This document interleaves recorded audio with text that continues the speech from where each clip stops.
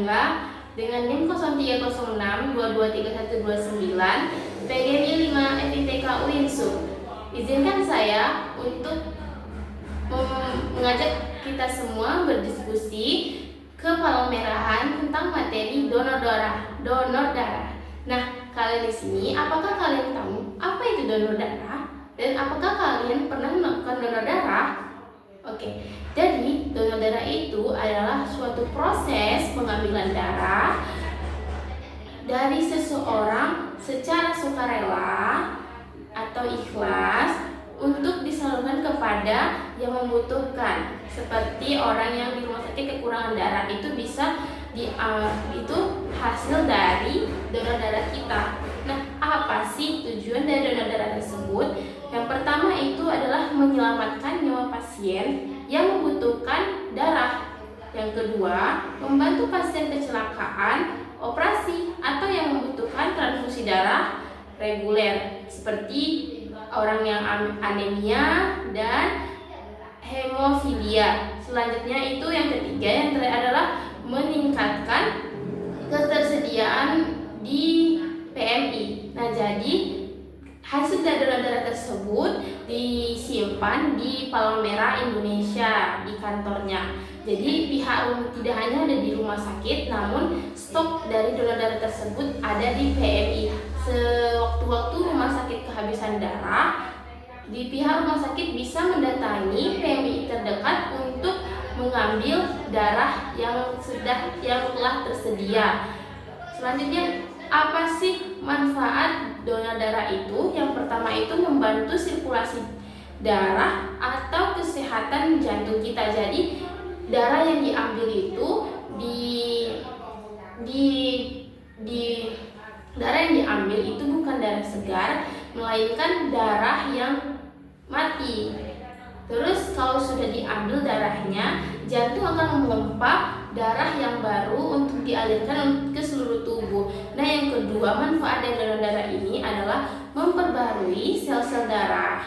Nah, jadi kan yang tadi saya jelaskan tadi bahwasannya donor darah itu adalah mengambil sel darah yang mati. Nah, kemudian yang terakhir ada deteksi dini masalah kesehatan melalui periksa pradonor. Jadi sebelum kita melakukan pendonoran itu pastinya ada cek kesehatan. Nah, di sini kita bisa mengetahui kita ada sakit atau tidak melalui prates donor. Nah, donor darah tersebut juga ada syaratnya loh teman-teman. Nah, yang pertama itu usia wajib mulai dari 17 tahun sampai 60 tahun. Berat badannya itu juga harus minimal 45 kg. Jadi kalau kamu yang di bawah 45 kg disarankan tidak melakukan pendonoran darah. Namun kamu juga bisa cek ke sana apakah kamu bisa melakukan pendonoran darah meskipun berat badan kamu di bawah 45 kg.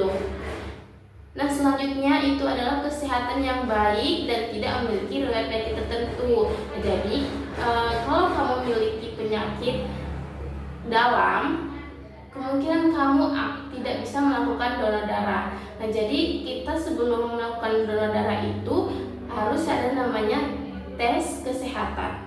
Yang terakhir itu adalah tidak dalam kondisi hamil, menyusui, dan menstruasi berat pada wanita. Nah, jadi ibu hamil atau yang sedang menyusui tidak boleh diambil darahnya, atau tidak boleh melakukan pendonoran darah. Nah, bagaimana sih proses dari donor darah tersebut? Nah, ini yang pertama